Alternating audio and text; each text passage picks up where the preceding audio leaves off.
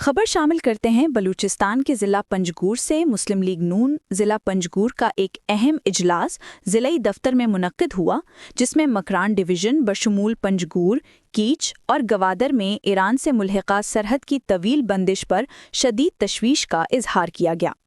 اجلاس کی صدارت ڈویژنل صدر اشرف ساگر بلوچ اور ضلع پنجگور کے صدر یاسر بلوچ نے کی۔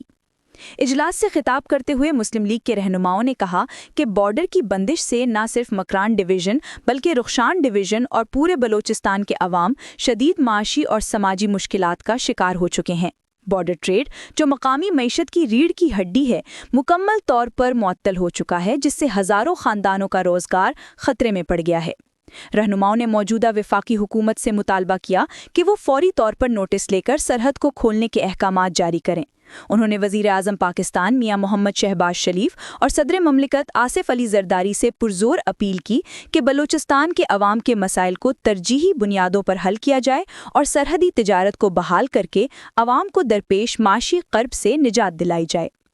اجلاس میں شریک رہنماؤں اور کارکنوں نے اس عزم کا اعادہ کیا کہ مسلم لیگ نون بلوچستان کے عوام کے حقوق کے لیے ہر فورم پر آواز بلند کرتی رہے گی اور بارڈر کی بندش سے پیدا ہونے والی معاشی بحران پر عوام کے ساتھ کھڑا رہے گا۔